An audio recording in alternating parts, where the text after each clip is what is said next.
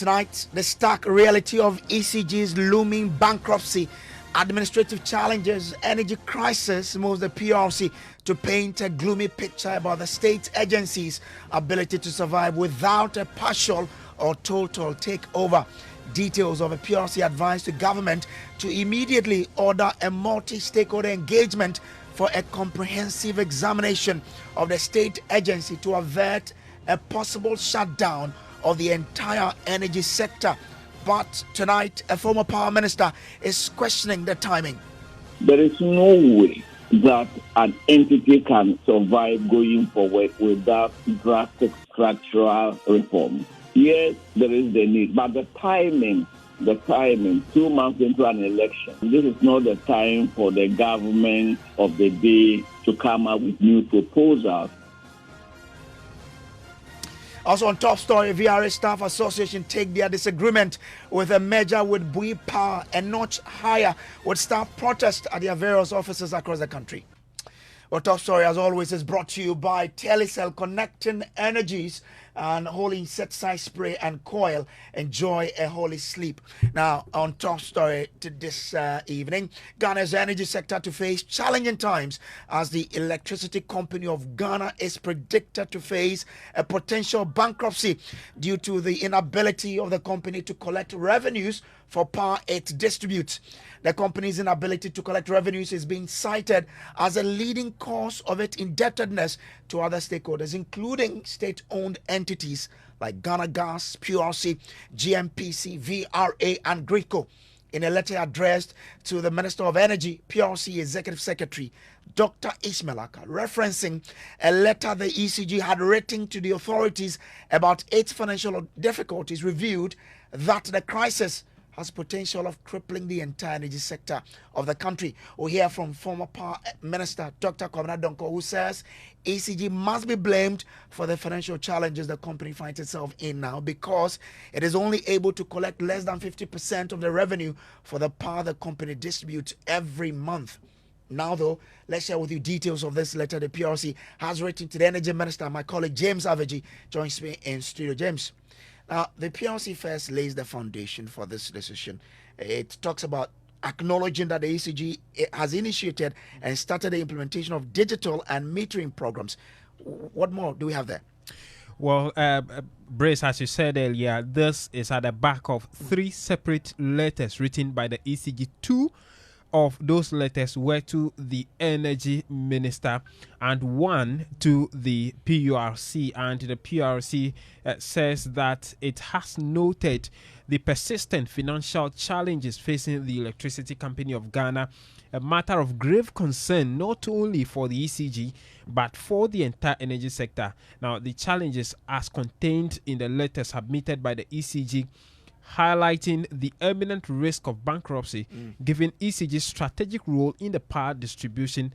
Its financial inability poses a significant threat to the sustainability of the power sector and the security of electricity supply, which could lead to a national threat. And so that's the first part of it. So a bigger threat there. Exactly. That the entire energy sector can crumble, and that will lead to a national security threat. Exactly. It continues to acknowledge that ECG has initiated and started the implementation of digital and metering programs expected to improve the cash collection. However, despite these efforts, the Commission's decision to increase tariffs by more than 75% since September 2022, ECG's financial difficulty persists. Indeed, for June and July 2024, ECG declared some 884.2 million Ghana cedis and 857 million Ghana cedis respectively. These amounts were not enough to pay the Tier A plus WAPCO's bill of $47 million per month. Unfortunately, in August 2024, ECG declared less than 800 million Ghana cedis as revenue. This represents about 42% of the revenue expected by the Commission to be collected and paid to the sector players. Now, Tier B companies including Ghana Gas, VRA, GRICO, and ECG and the regulators are struggling to get enough of to pay their staff and administrators' costs because of the low revenue generation of the ECG. They drew some comparative analysis of what happens in other countries. For instance, in Kenya, what listed approximately 50% of its equity on the stock exchange. And so these are some of the remedies they talk about that the ECG could look at. PRC also cited the Tanzania example where it says that Tanzania's government has converted a government on-lend loan of 2.4 trillion Tanzanian shillings into equity. Since 2022, Tanzania Electric Supply Company Limited has consistently declared profit, reducing both technical and non-technical losses to around 9% as of June 2024. That's quite interesting there. Exactly. And so same as Uganda. And so all of this comparative analysis is to draw a picture or paint a picture of what other countries are doing to help their power generation, power distribution companies and their collection rates, which they think that should be, looked at in the case of ECG to make it a bit more viable. Either consider listing it on the stock exchange as other countries have done, but they've gone further to make other recommendations. They said drastic reductions in technical and commercial losses must be looked at, the enhancement of fiscal discipline and directive for ECG to avoid engaging in non-core activities, a relook at the nature of power purchase agreement, and an exchange rate regime that lessens the burden on consumers and all of that.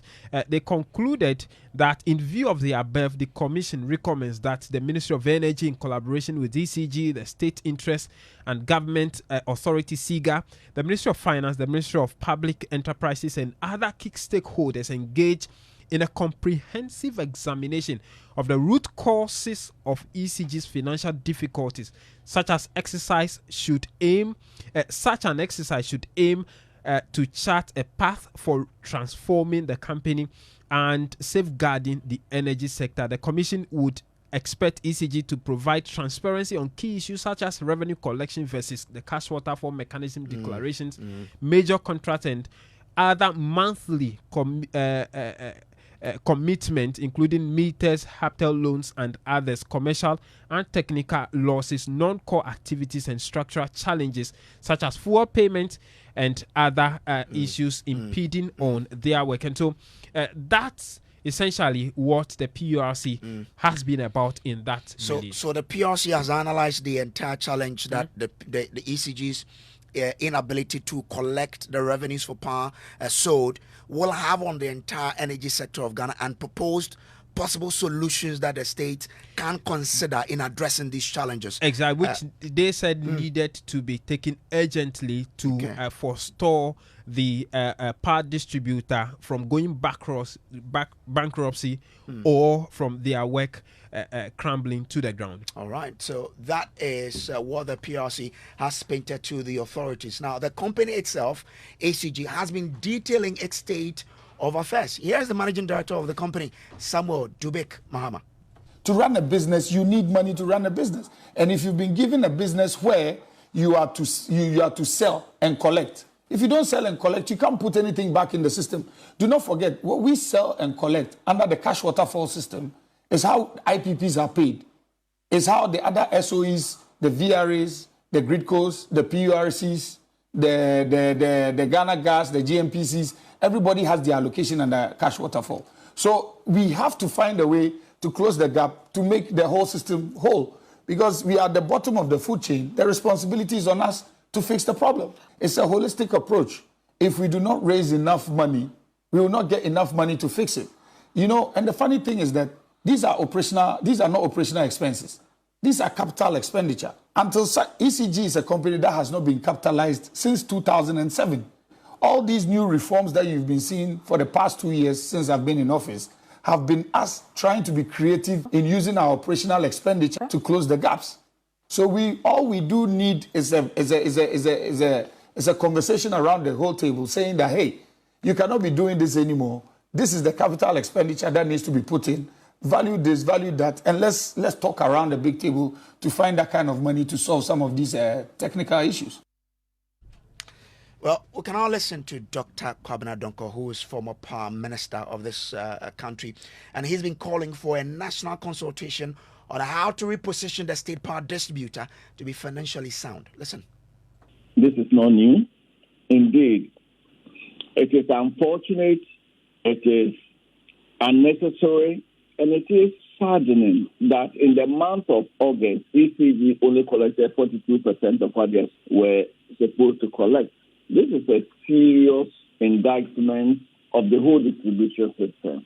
If you're collecting only 42% of what you are supposed to collect, there is no way that an entity can survive going forward without drastic structural reforms. Yes, there is the need, but the timing, 2 months, 2 months into an election, this is not the time for the government of the day to come up with new proposals. And indeed, that was one of the reasons why the minority resisted the laying of some bills in Parliament to restructure ECG and NEDCO.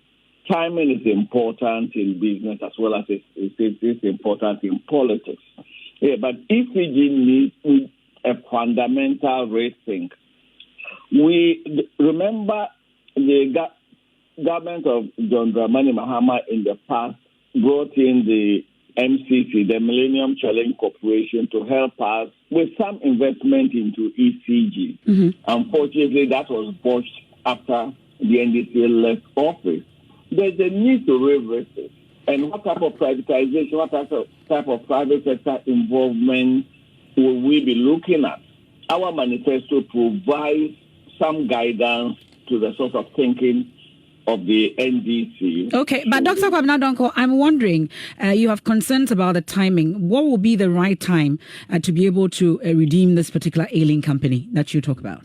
No, the right time will have to be from January, because there is going to be... An ECG can survive up until that? Well, it has survived up till now, so it can survive until January. Okay. It can survive and for the next 2-3 months, because there's going to be a deeper national consultation. It is not a knee-jerk reaction. This situation did not just happen overnight. ECG has been bleeding for a while. Indeed, ECG can be akin to the woman with the bleeding problem in the Bible. And it's been going on for a while. We must keep ECG going for the next 3 months for the new government, whichever party, so that there can be proper national discussion.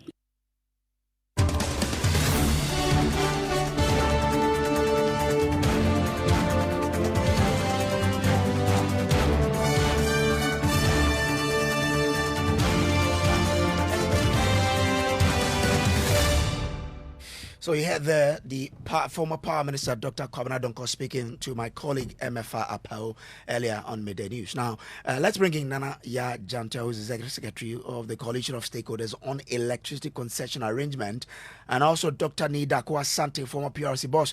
Doc and Nana, grateful to you for joining us. Let me start with you, Dr. Nida Kwasante.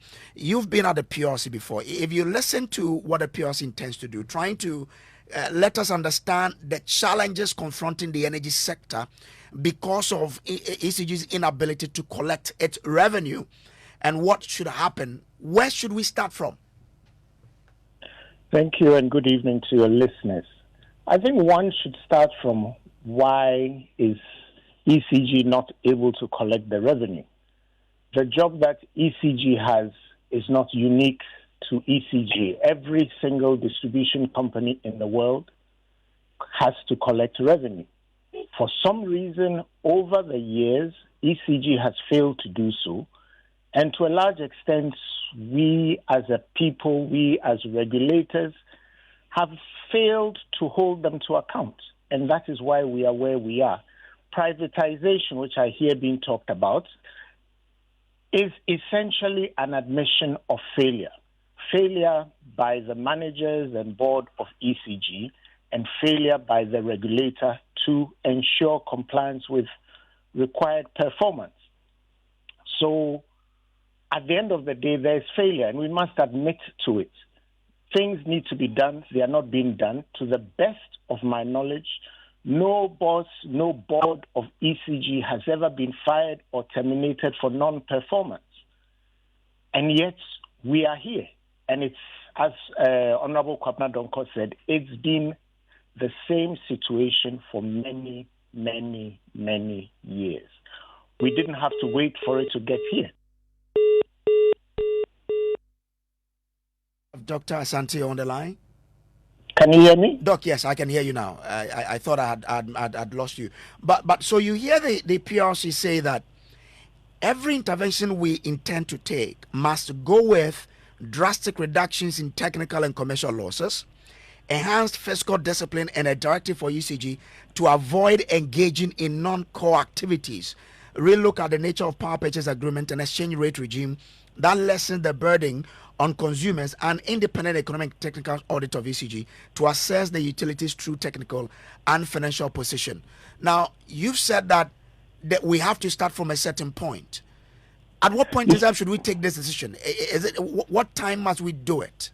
So we need to do what we need to do. We should have done it yesterday. My point is that unless we know why we are where we are, we'll just throw a lot of solutions at it. The fundamental problem is the technical and commercial losses. ECG collects less than 50% of the revenue it needs. That has nothing to do with anything other than non-performance. So we must address the non-performance. There is wastage, yes, but if you don't collect enough, whether you waste 0 or you waste 40%, you are still in the hole. So we have to start with, why does ECG not collect enough? Why have they not been able to improve their collection rate all these years? That is the fundamental problem. Do you know why they've not been collecting enough? Because they can get away with not doing so. If you have a taxi driver who collects less than 50% of the revenue he needs to collect, would you keep him in place? If you had a school which could never graduate any students, would you keep the headmaster in place? At the end of the day, the real problem is that ECG and the bosses we have had for ECG have failed to perform for many years, but nobody over the years has held them to account. That is the fundamental problem. We always say privatization as a solution. All you are doing is putting people who you believe will do the job in place of people who are not doing the job. But we never admit that somebody is not doing their job. We need to face the fact.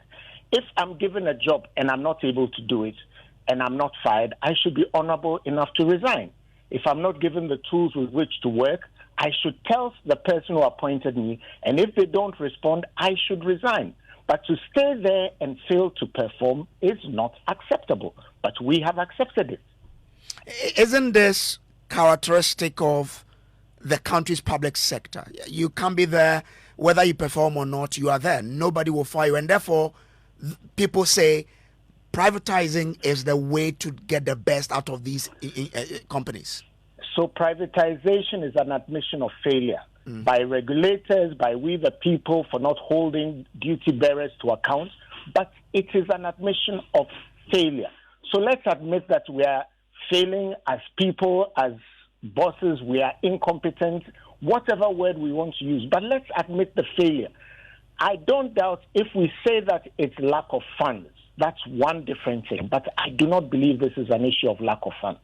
So do you disagree with proposals to privatize? I don't disagree. All I'm saying is that if we do privatize, let's admit the failure. Okay. It is difficult to regulate a public sector entity. I'm not denying that fact. But we have never said that we are unable to do so. We always privatize as if it's a solution. It's a solution to a problem of failure. And let's admit failure where failure is due. Okay. I mean, we've all failed exams or something at some point. We don't pretend that, it was the examiner who said 2 tough questions. When we fail, let's face up to it. If we recognize that we are not able to regulate public sector entities because maybe the appointing authority does not support us, let us say so. It's not an MPP, it's not an NDC thing. This has been going on for years. But It's as if, it's not anybody's fault. We just need to privatize because privatization works better. Collecting less than 50% of the revenue you are supposed to collect is not acceptable in any business. Okay. Let me bring in Nana Yajantoa. She's Executive Secretary, Coalition of Stakeholders on Electricity Concession Arrangement, COSECA. Nana, you've been in this space for quite some time. Do you also admit that there is a management failure on the part of those who are in the helm of affairs at ECG, and therefore we need to look at how we can deal with it? What would be your best proposal as to how we can deal with this situation? Thank you very much. These issues have been discussed variously, and it's been there for some time. When I was in at the PULC, we used to discuss these matters. But the most important thing is that who is making sure that the right thing is done? What are the benchmarks that have been given to the ECG to follow? Do we just give them tariffs day on without even finding out how they are utilizing the money that has been given to them?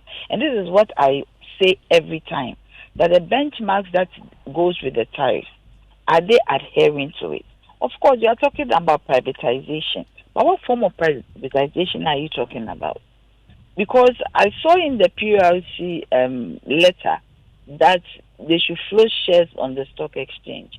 Who will put their money into an ailing organization, an ailing company? I think that we need to put ECG on its feet before we think about privatizing. In the letter, the PULC talked about some non-core, activities that the ECG is involved in. They didn't give us exactly what it is. They also talked about the ECG buying fuel for the sector. That is not the work of the ECG, to buy fuel for the generation, utility. So all these things must be looked. What is the governance structure of the ECG? Who is influencing what? Is government influencing anything? Is ECG allowed to do their work? Is the regulator regulating the ECG properly with all the tools and all the benchmarks? Because, when you do the tariff, there's a benchmark loss, 15%, 10%. In best practice, where they have all the technical issues at hand, where they've been able to put in the right kind of lines, right kind of equipment, they give you a benchmark loss of maybe 10%, 9%. Here, because of all the issues to do with the equipment that they use, the lines that carry the electricity, because it's not very strong, maybe give you a benchmark loss of 15%. And if any utility goes beyond that benchmark loss, you need to penalize that utility. Then it means there is a problem. Commercial losses. We need to look at commercial losses. Are they collecting? If they are not collecting, what is the regulator doing to ensure that they collect? What kind of private sector involvement are you looking at? Are you looking at strategic business units where the utilities are in zones, like we zone Accra,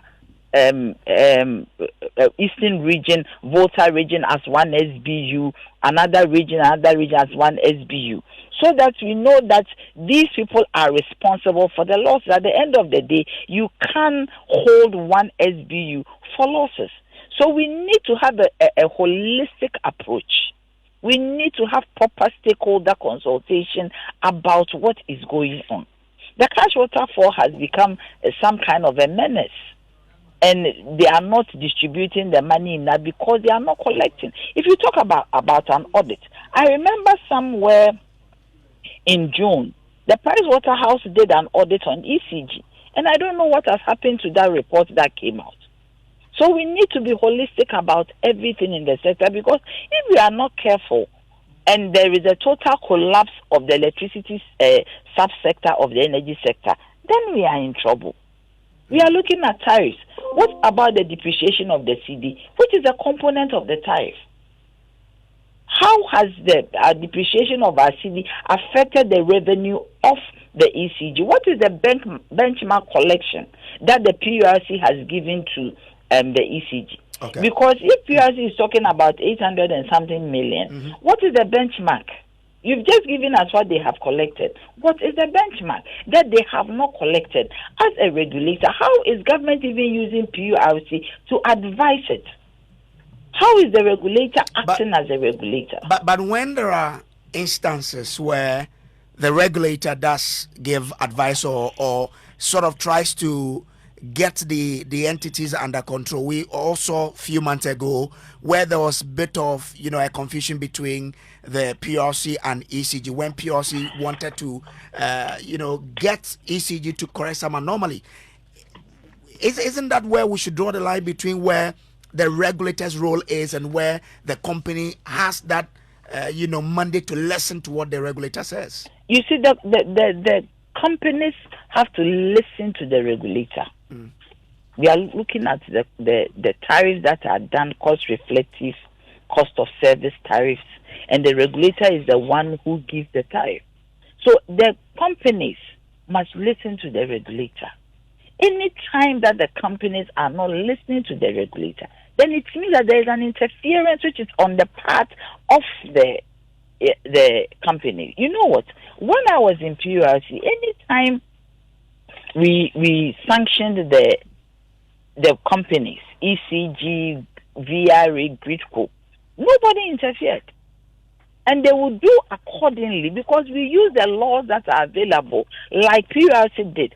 So for me, it was a bit surprising that ECG would fight openly with PRC and nobody came in to stop them.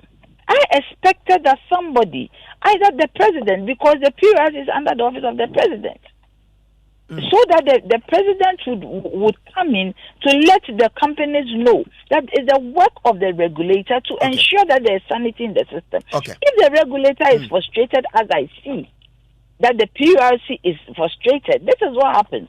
Because it is only a frustrated regulator that would write a letter. Nana, I hear. Let me bring in John Jinapo, who is ranking member on the Energy Committee of Parliament. John, the PRC was not explicit about floating shares on the stock exchange. It only gave us examples of what other countries in Africa have dealt with the situation. You have been in this sector for some time. What should we do? Do we have to privatize? Do we have to float shares? What sort of strategy must we adopt in this case to save ECG? Under the Millennium Challenge Cooperation Agreement, where President Mahama secured $500 million to invest in the energy sector, we visited all these countries. I led a team to Uganda, to India, to Tanzania, to learn from good practices.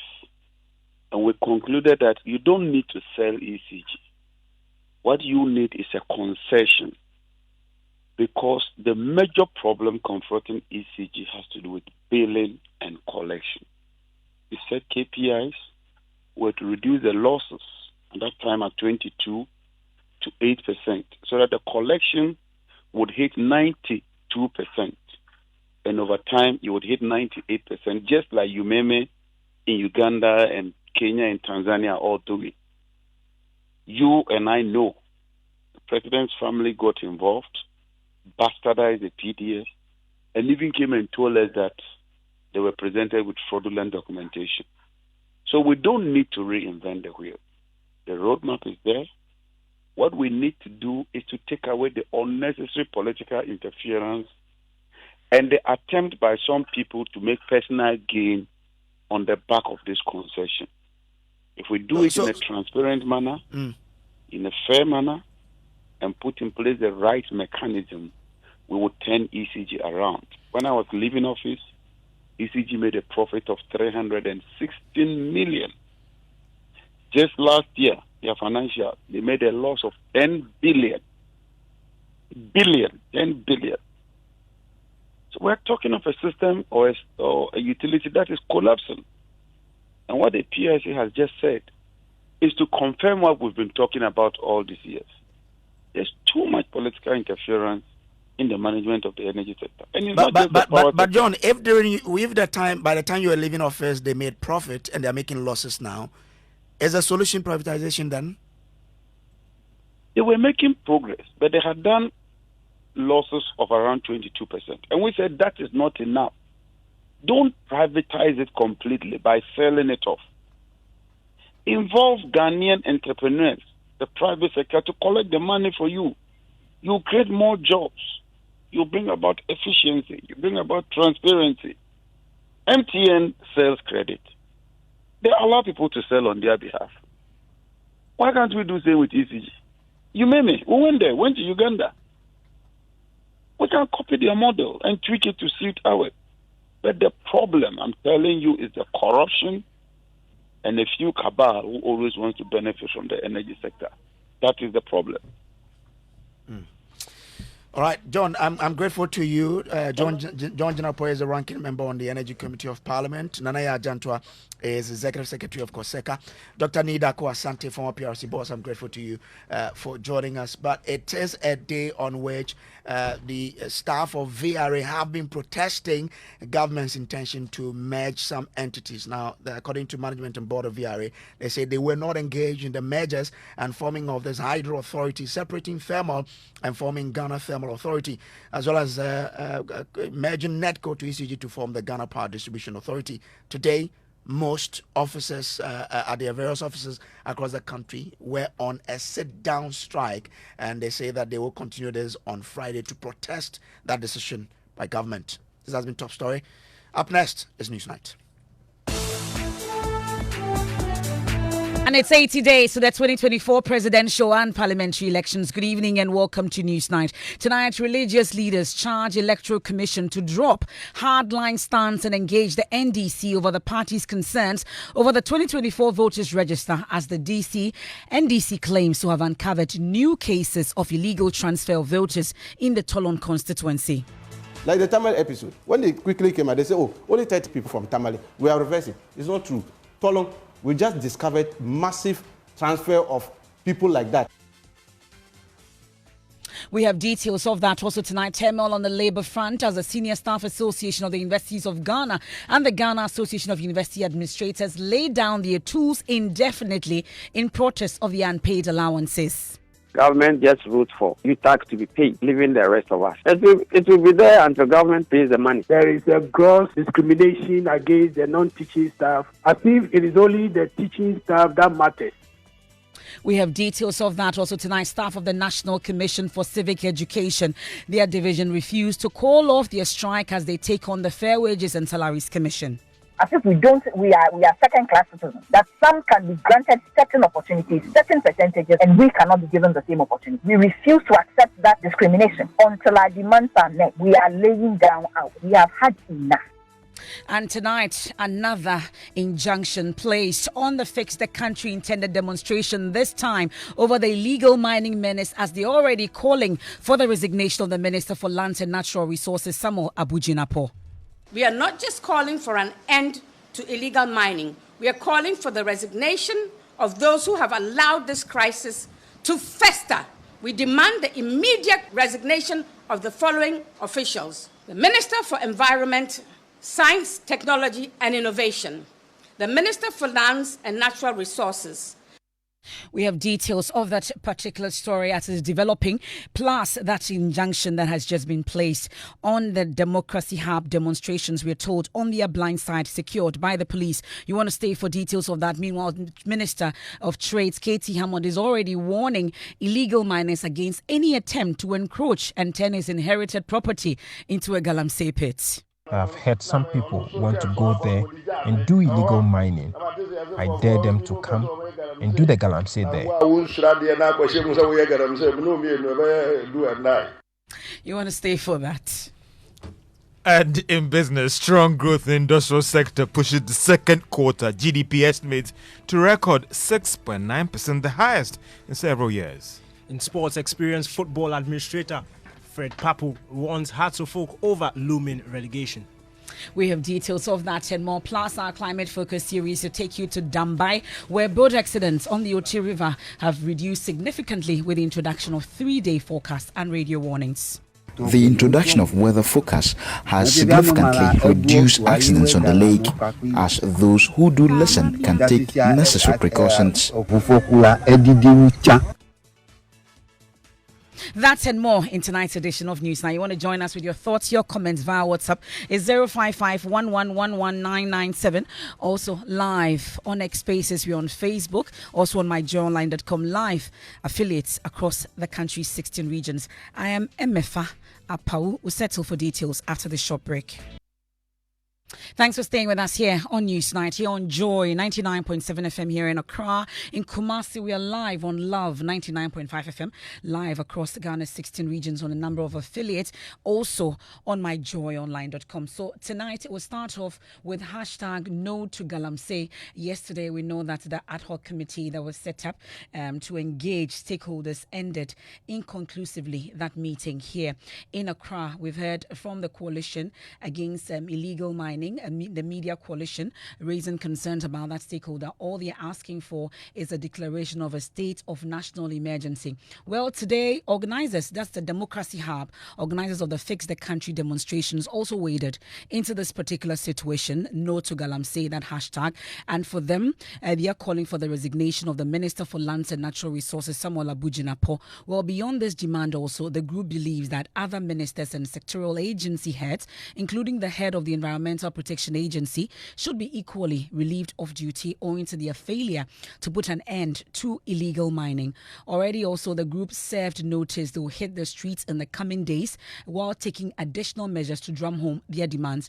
Well, there's a development to that particular intended series of demonstrations to be embarked upon by Fix the Country movement. And tonight, we will hear from my colleague on the Legal Affairs Desk, Kwekwa Sante, has a copy of that order for prohibition against Democracy Hub, demonstrations in the coming days. But first, let's hear from one of the conveners of Democracy Hub address a news conference on what exactly they are hoping will be done when it comes to the illegal mining fight. Those in positions of power have turned a blind eye, allowed illegal miners to wreak havoc on our rivers and lands because they, too, benefit from the spoils. But make no mistake, this is not just an environmental issue. It is a symptom of a broken system that prioritizes profit over people, greed, and governance. We are not just calling for an end to illegal mining. We are calling for the resignation of those who have allowed this crisis to fester. We demand the immediate resignation of the following officials: the Minister for Environment, Science, Technology and Innovation, the Minister for Lands and Natural Resources, the heads of the Environmental Protection Agency, EPA, the Minerals Commission and the Forestry Commission. These are the individuals who have failed to protect our environment. I say to you, rise up, young people of Ghana, rise up and take your place at the forefront of this movement for change. Rise up and demand a government that works for you, not against you. Rise up and be the voice that says Galamsey must stop, corruption must end, and the future must be ours to shape. That's Nanda Nswai. She's convener of the Democracy Hub, organizers of the Fix the Country demonstrations at that press conference earlier today. Well, I've been talking about that development and the intended action they were supposed to be taking in terms of hitting the streets for 3 consecutive days to draw the president's attention to act now. And my colleague Kwekwa Sante joins us on the line with details from that order for prohibition against Democracy Hub. What exactly are we learning? And were there any reasons given as to why the police does not want these demonstrations to take place?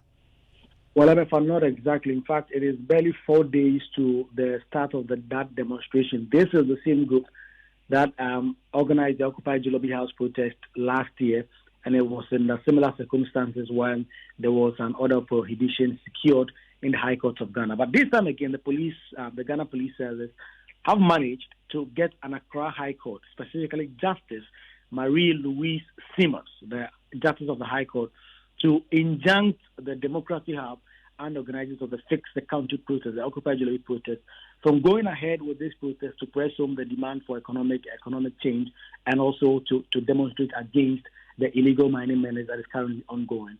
In fact, if you read this injunction application order that has been made, it was clear that it was an ex parte injunction. What this means is that the police went to court without the other side. So the police, seeing the exigencies of the time, went to court on the blind side of the parties, and this is expected to subsist for 10 days. Let me read. It says, upon reading the affidavit of Richard Asamoah, Chief Inspector of Police stationed at the Greater Accra Regional Police Headquarters, Accra, on the 17th day of September in support of motion ex parte for an application for prohibition orders against demonstration, and upon hearing the submission of Victoria Dote Esquire, it is hereby ordered that a group, Democracy Hub, together with their conveners, assigns, agents, or any persons assigned with the group, are prohibited from embarking on the intended demonstration at the Revolution Square behind Liberation Road, opposite Jubilee House, from the 21st day of September 2024 to 23rd day of September 2024, from 6 a.m.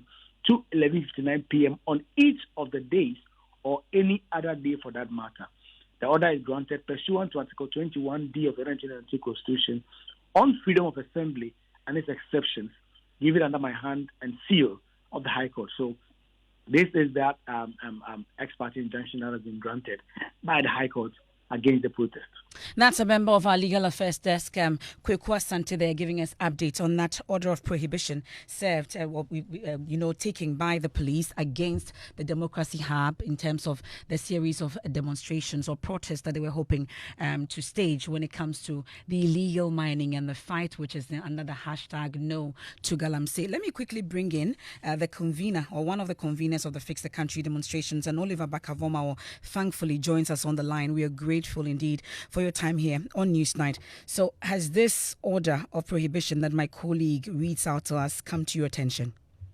Emma, thank you very much. I appreciate it. In fact, we are only finding out about the existence of this order from Joy News this evening. It hasn't come to our attention. We're just finding out now. I think, first of all, our reaction is that it is almost laughable to the point of ridiculousness. It would appear that everybody in this country is entitled to go on a demonstration apart from Fix the Country. We have received perpetual and continuous injunctions from last year. Last year, December, when we tried to go on a protest, an injunction was issued that Christmas is for merrymaking and that we are not entitled to go on a demonstration. This has happened again. But what we want to be clear, as long as we have not been served with the order, in any event, it seems to us that the order is an ex parte injunction. Our courts are clear that on questions of freedom of assembly, you cannot obtain an ex parte injunction against that. We notified the police 3 months ago. It is almost laughable from the test that again to their favorite friends in the judiciary who have completely continued to disregard our constitution and giving them an injunction. Now take it from me. We will disregard any unlawful order to stop us from going on a protest. The protest is happening, and even if it takes arrest or whatever it takes, we are going to be on the streets from Saturday. You are going to defy the court order, you say? Yes, we are going to defy any unconstitutional order that has been purportedly made by any court. You don't consider this particular order for prohibition constitutional? No, we don't consider the order to be constitutional. It has been Why? It is against several orders of our court regards to the need to give notice to people who are exercising constitutional rights. Constitutional rights cannot be abridged in an abrasive manner. And when the police continue to act lawlessly with the aid of the court who have no respect for our constitution, it is incumbent upon every citizen to defend the constitution and our rights. But we cannot continue to play this game for over how many years, where 3 months notice given to the police and they come at the last minute that they have gotten an order and the court continue to entertain them with these bogus orders. But some will say you're also then engaging in the same lawlessness that you're accusing the police of. Well, we are abiding by the Constitution, which protects the right to do this. We think that the Constitution speaks with a clearer authority than whatever unconstitutional order that are given. That we should understand as a democratic republic that as much as the police and other institutions, allied institutions, can engage in lawlessness, and when they have engaged in lawlessness, there's no reason why ordinary citizens should consider themselves bound by lawlessness. So we are going to go ahead and then wait on a clearer voice from the Constitution where they need be. But we are going to defy this order. But 3 months ago, when you notified the police about this intention, did they raise any concerns at all? At least, did you engage? What exactly were the concerns raised by the police, if there was any? Now, let's remind ourselves that in 1994, the Supreme Court said that the only requirement on any person... I understand, it's just a notification, but I'm asking if they raised any concerns. Yes. Notified them 3 months ago. Sometime about 2 weeks ago, they wrote to us. 2 weeks, this is over 2 months after that, saying that they were requesting us to move the venue and also move the dates, which they are entitled under law to recommend to us, and we're also entitled under law to tell them that we don't agree with them, which we have done. Now, if they intend to go for an order, the courts are clear that that order cannot be an ex parte injunction. We've been through this several times. Since the country has taken this matter to the Supreme Court and had an order quash in similar circumstances, we cannot continue to play roughshod with the Constitution. It doesn't work like that. But some would say that the ultimate is the fight against illegal mining. Must we hit the streets by all means before that happens? So, as far as we are concerned, that the need to draw attention to the environmental crisis we are facing and the lackadaisical manner in which this is being taken is something that every Ghanaian must feel mobilized to step out and speak against. And whatever means that takes, those who have watched on for persons to destroy our environment, for politically affiliated, politically connected persons to be involved in the process of destroying our environment, now turn around and want to use lawlessness to prevent those who want to make our voices clear on the matter. It cannot continue. Okay. Particularly we as young people whose futures are now being jeopardized by this recklessness. Must step up. And if the only tool of oppression now is the threat of arrest, then we are ready to take those arrests and step onto the street. Because this is something that we must deal with urgency and an appreciation of the risk we are facing as a nation, particularly at the point where our waters are being poisoned, and we cannot even look into the future for clean drinking water. This is not a matter where we can sit back and sit aloof and allow the usual politics and the play and the disregard for law and always expect that the citizens will continue and go back to the Supreme Court and it will take 6 months to get an order from the court. Why are we continuing to abuse the process of the law in order to live in the proper democracy that protects our ability to even drink clean drinking water? Okay. How many more documentaries must Joy News do on this matter for us to see that the problem is there? So that's where we are.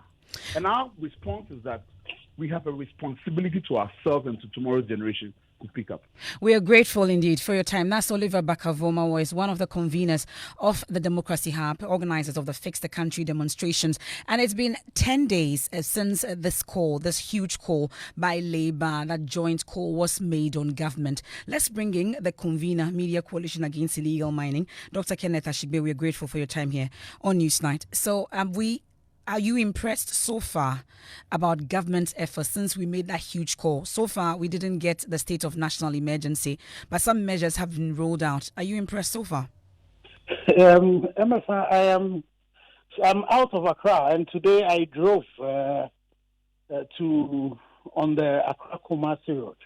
And I can tell you that some sections of the road, from the road, you could see people still engaged in illegal mining. So before the Nkoko bypass, the people still engaged in illegal mining that I could see from my vehicle. So impressed? No. It's the reason why the Media Coalition Against Galamsey, when we were invited to meet the ad hoc committee, we decided that we were not going to go to the meeting. And what we asked was that the president should declare the state of emergency over the water bodies, the buffers of the water bodies, and the forest reserves. Then we could sit down and talk, because nothing really is happening. I can tell you that. Nothing, at least from, the personal examples that I saw driving just before the bypass, the Nkoko bypass. You could see people driving from my car. You could see them. There was a woman, sieving, something in, some of the Galamsey pits that are very close to the road. So, nothing has happened. When you are in a crisis and you are hemorrhaging, the attitude to it is not what it is that we're demonstrating. You remember in the UK, when they got those riots happening and those xenophobic attacks, you saw the alacrity with which they responded to it. But when you have turbidity of water hitting 14,000 NTUs, you have the whole country, rising up and asking for responses. The response we have gotten is not what we were expecting. Well, and already I'm sure you've been listening in on Oliver Barker-Vormawor and that particular order of prohibition that has come. They were intending to protest, hit the streets of some form to at least drum home the fight against illegal mining.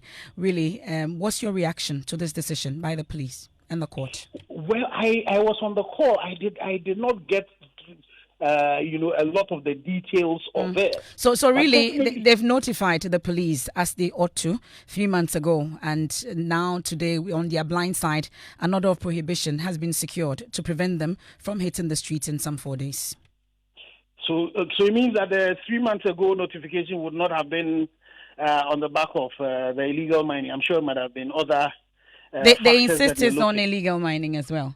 Oh, okay. Well, definitely for us, again, and for every Ghanaian, the right to demonstrate is one of the things that the Constitution prescribes. And definitely, based on court decisions, we know all we need to do is to be able to notify the police. And if they so disagree, it's the courts that we need to settle them in. And this is a country of laws. And definitely the issues of demonstrations and strikes are vehicles that are open to all of us. And as media, one of the partners of what is now we are beginning to call the Ghana Coalition Against Illegal Mining, Galamsey, a Ghana Coalition Against Galamsey, had stated was that we're going to use the vehicles of demonstration, strikes, and all that to get government to do what it ought to do. As you would know, as a journalist,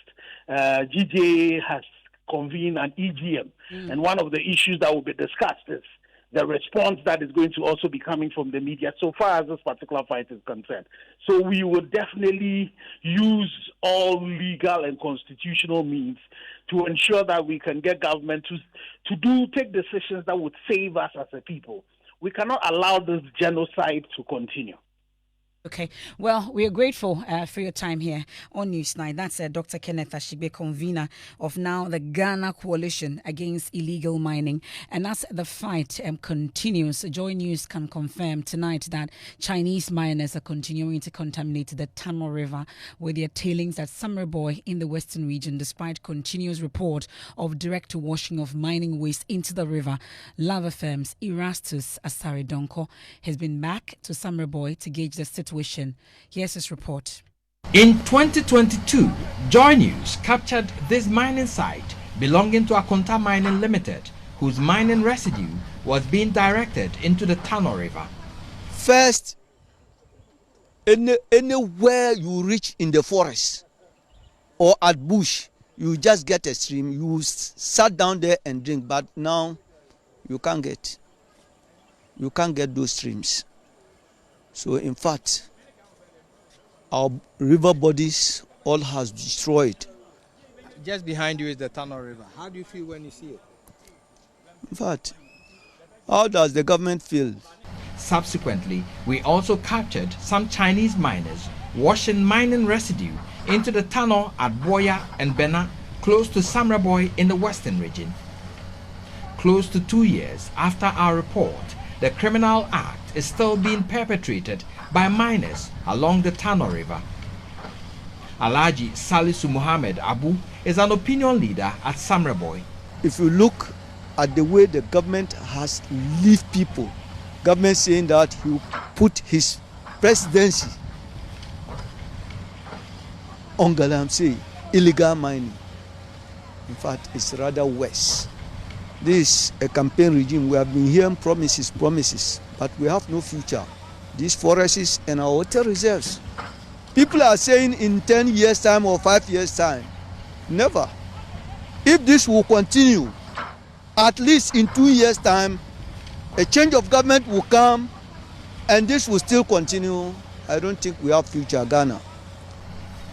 This footage shows a mining site located on the edge of the Tano River, washing its residue directly into the river at Samreboy. The river is highly polluted. Tests conducted by our team registered 0.346 and 0.187 milligrams per liter for arsenic and chromium, an increase of 592 and 274% respectively, compared to World Health Organization's accepted levels of 0.050 milligrams per liter. Reporting for Joy News, Erastus Asaredonko, Samreboy, Western Region. Now, the widespread of this particular menace has also today compelled the Minister for Trade and Industry to issue strong warning to members of his constituency against any attempt to encroach his land or turning it into a Galamsey site. Listen. My land is the one laying just behind us. It is my share of my father's inheritance. He also got it from his father. I have heard some people want to go there and do illegal mining. I dare them to come and do the Galamsey there.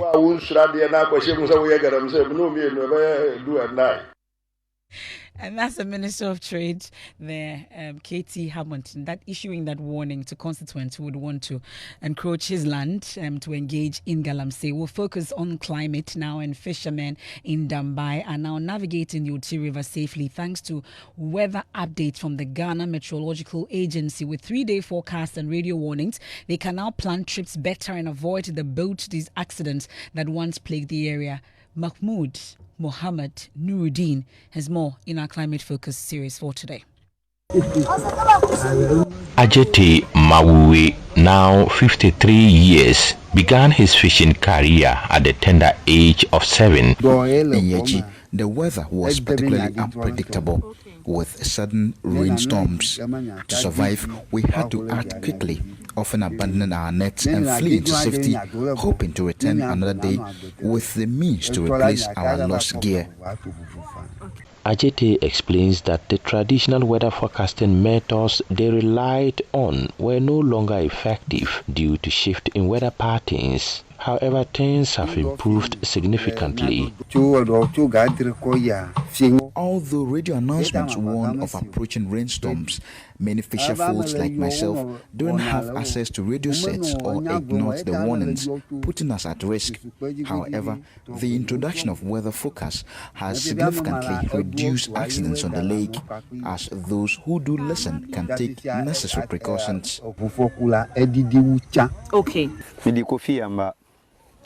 I am Kofi Yamba from Dambai, and I've spent the last 30 years working on this lake. My fishing journey began when I was just 6 years old, learning from my father. Growing up, we didn't have access to radio sets, so our fathers relied on traditional methods to predict weather changes. Whenever they sense a change in weather, we would promptly seek shelter in a nearby community to ensure our safety. 36-year-old Kofi Yamba and his fellow fishermen are no longer taking risks by relying on unpredictable weather conditions. They credit Ghana Meteorological Agency's weather forecast for providing more accurate and reliable information, allowing them to make informed decisions and stay safe on the water. Pertaining to the marine space, and we use some of this data that are observed. Okay, they are not predicted, that are observed to, we combine them with other, let me say, satellite data. These are ground data. We measure them with our machines that have been installed with other satellites observed data, and we assimilate them, and we are able to come up with the models which aids in our forecasting. Marine meteorologist at the Ghana Meteorological Agency, Thomas Barney, says their goal is to connect scientific knowledge with community needs, making a positive impact, one weather alert at a time. After we have come up with the analysis and we've developed the forecast, we send the products out. We have various institutions who serve as, let's say, the medium of communication to those who live along the coastline and also work within the marine space. For instance, when we issue the daily forecast, we issue them and we send them to the national body of the Canoe Owners and Fishing GS Association of Ghana. We have the national body, we disseminate the information to them, they take up the information, they also share it on their platforms. Ghana Maritime Authority receives our daily advisory. Ports and Harbors receives. Some of the media houses or let me say the media outlets along the coast also receive our information. And every individual who works within the marine space can even use the USSD code *920*88#. You follow the prompts and you'll be able to have the information that day.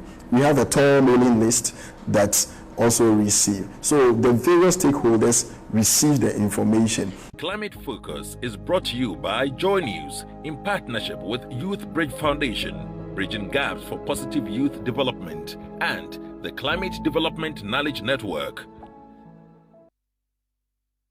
And that's our climate focus, taking us to business. George Wiafe is here with the very latest. There's some development on CBG, social media. Interesting. And so they have issued a statement saying that the bank has not been sold. I'll be getting you more details in business. And also, strong growth in industry pushes second quarter GDP estimates to record 6.9%, the highest in several years. The business news on Newsnight is brought to you by MTN Business. Welcome to the new world of business. Welcome back to Business on Newsnight. Now, strong pickup in industry sector pushed the second quarter GDP estimates to record 6.9%. Now, that's according to data released by the Ghana Statistical Service in Accra today. There is more in this report. Industry grew by 9.3% in the second quarter of this year. This is the highest growth posted by any of the sectors in the economy from April to June in 2024. Industry's sterling performance was influenced by a significant pickup in activities from the mining and quarrying subsectors of the economy, as it grew by almost 15%. Construction and manufacturing also witnessed some strong growth during the period under review. These developments helped overall growth rate for the second quarter of 2024 to hit 6.9%, the highest since 2022. The services sector grew by 5.8%, followed by the agri sector, which recorded a 5.4% growth. However, cocoa's fortune continues to decline, as the data showed that it records more than 20% slump in terms of output. The Ghana Statistical Service data showed that Ghana's economy is still led by the services sector, accounting for about 44.2% share of the economy. Industry had 33%, whilst agri sector's share was estimated at 23.6%. When you also look at the quarter-on-quarter performance, Ghana's economy grew by 1.6%. This is the highest that Ghana has recorded since 2020. The performance of the economy for the second quarter of this year has already left some arguing that Ghana might now be on the path to pre-COVID-19 levels in terms of economic recovery. And that is a business desk report. Meanwhile, government statistician Professor Samuel Kobninian has been highlighting the contribution of the extractive sector to this record performance. Indeed, this 6.9% growth rate that we see now is the rate that we've recorded since the second quarter of 2019. And if you look at the performance of the economy in the second quarter of 2019, you again will realize that these extractive industries, i.e. mining and quarrying dominated by gold and oil and gas, saw much sharper growth rates over this period. So whatever we see in the second quarter of 2024 is consistent with what we saw in the second quarter of 2019 when the economy grew by 9.1%. And that is the government statistician, Professor Samuel Kobninian. Now, Consolidated Bank Ghana has denied report that the institution has been sold to a foreign entity. It follows reports on social media the bank has been sold without even Parliament's approval. But Consolidated Bank Ghana, in a statement, maintained that the bank has not been sold to any entity, insisting that the government of Ghana still remains the sole shareholder of the bank, therefore assured customers that their funds with the institution is safe. Meanwhile, the Ministry of Finance has also issued a statement denying the sale of this bank to a foreign entity. Now, the Minister of State at the Finance Ministry, Abnasi Asari, says government is working with various financial institutions to increase trade finance support to small businesses in the country. Speaking at the workshop on SME growth and opportunity program, she said that government is pushing to improve innovation to help meet global standards. We will continue to consolidate the country's position as a leading hub for entrepreneurship to leverage the opportunities offered by a fully integrated AFCFTA market that will have an estimated 6.7 trillion of combined customers and business spending by 2030. As government, we will continue to place immense focus on this. This is in recognition of the integral role you play in both society and economic expansion. Abdel Sare is the Minister of State at the Finance Ministry. Now, MTN Ghana has admitted that the recent tax dispute with the Ghana Revenue Authority did impact on its operations. Telecoms giant earlier this year managed to reach some settlement with the tax authorities with some 617 million Ghana cedis tax charge. But answering questions of the Ghana Stock Exchange, facts behind the figures, earlier today, the Chief Executive, Stephen Blowett, says that even though the issues have been resolved, the development wasn't good for them. Yes, that was something that impacted our business. Obviously, as you know, we're a listed business, and I can't share our Q3 results because we're not finished. But what I can tell you is, since that time, as you've seen in our numbers, we have continued to focus on making up that dent we had in our business. And I can say we have made a positive impact on that dent. So that's as far as I can go. The Chief Executive of MTN also revealed that they are working to secure extra spectrum from the National Communications Authority to help improve service quality for customers. To other stories, the European Union is calling on government to develop a holistic framework that would help promote the use of tech to boost the agricultural sector. Addressing the media, programs leader of the European Union, Morgan Parata, noted that the adoption of these innovations would guarantee the growth of the agricultural sector. She spoke at the sidelines of the European Union session on promoting digitalization in the country. So the government should work out on the so-called digital agriculture policy. In my view, that would be the best because digital uptake should be something that the government is seriously committed to, and that it comes with a proper implementation plan for every region so that farmers everywhere are helped and supported with this in this regard. Mogorata Purata is the program officer at the Economic and Private Sector and Trade Session at the European Union delegation to Ghana. The misuse of data privacy by some organizations is increasing. In an interview with Joy Business, President of the Ghana Internet Service Provider Association, that is Michael Infujo, condemned the practice. He has therefore been calling on Ghanaians to support them deal with this. He spoke to Joy Business on the sidelines of the Ghana Internet Conference in Accra. Before any organization will give out your data to any third party, your consent, is needed. I've also heard about people receiving some SMS which is trained to them, and they were wondering how senders of this SMS got to know their personal details, and for which they are sending them, such SMS. And I think that Data Protection Commission is supposed to be informed about what is happening and see how they will be able to step in and to find out which organization is the one giving out people's personal data. Michael Komlan Fojo is the president of the Ghana Internet Service Provider Association of Ghana. And that's all for business on Newsnight. Thank you very much, George Riafe, with the very latest. I'm looking forward to PM Express Business Edition for this week. Yeah. I'm sure you will let us in later tomorrow. A lot. Right? It's happening. A lot is cooking. Yes, I know. You cook so well. Well, let's do sports now.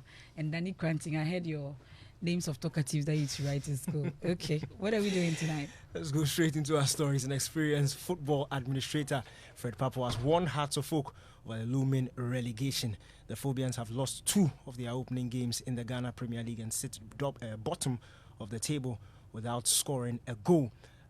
Papo has warned them that if things don't change, this might be just the year they would go down. Now, Hearts and Protocol are surviving largely because of the powers of individuals and establishments around them. You get my point. But it may not last forever. One thing I always say, I'm not going to mention a particular one, but relegation is not, it doesn't come like as an event.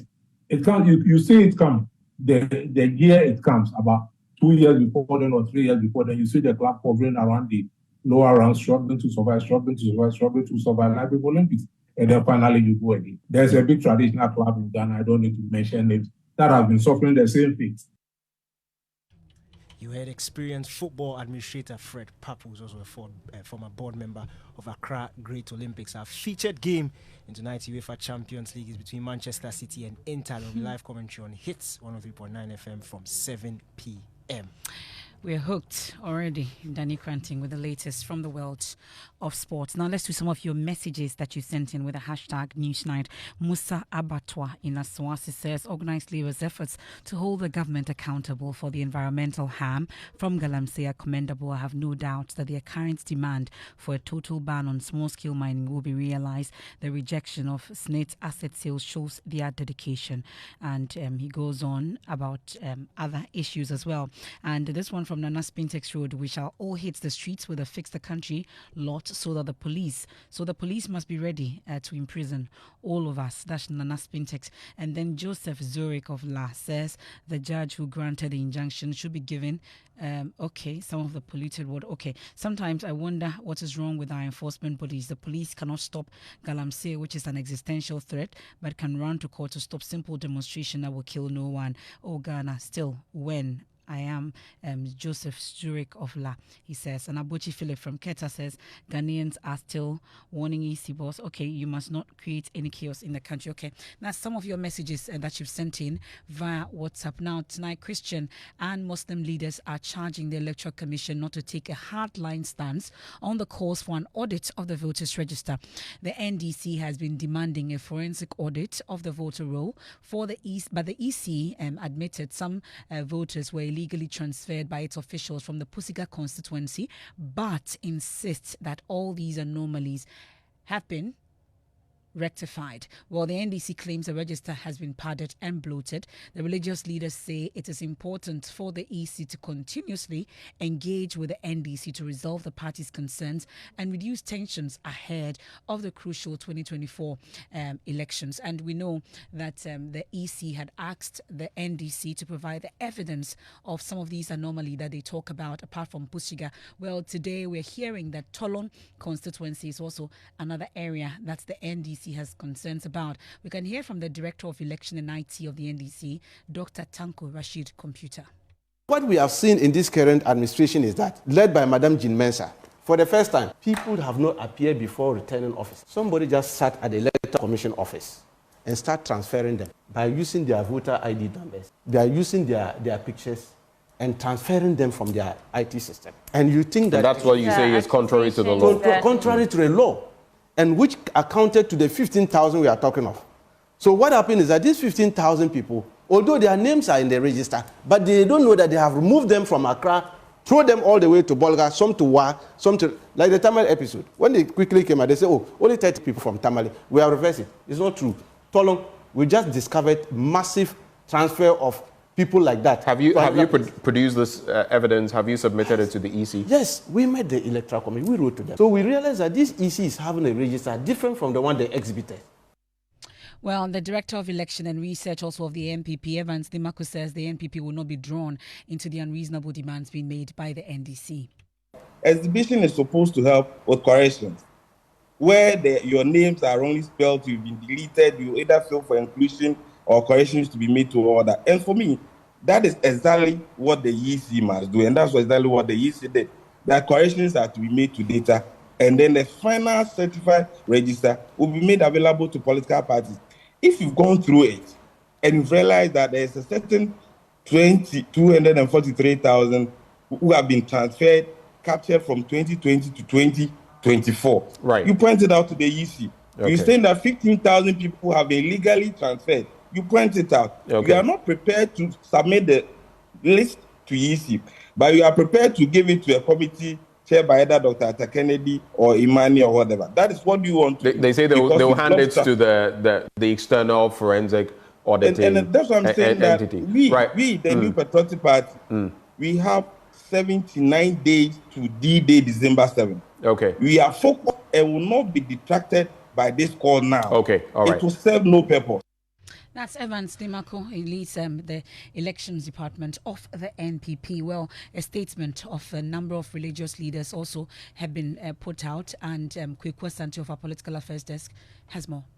So a number of Christian leaders, including Most Reverend Dr. Paul Boafo, Archbishop Nicholas Duncan Williams, Reverend Dr. Hilad Dogbe, Enoch Thompson, and then Apostle Eric Nyamiche, and a host of others are asking the EC to look at the NDC concerns, and I quote, it says, the EC, through her actions and inactions, has faced many accusations leading to loss of confidence and heightened levels of mistrust in the conduct of Ghanaian election, especially from parties in opposition. Nevertheless, the 2024 polls are being conducted under intensified skepticism, particularly due to concerns raised by the NDC. We call on the EC to elevate her consultation and participatory methods and ensure increased transparency and improved communication.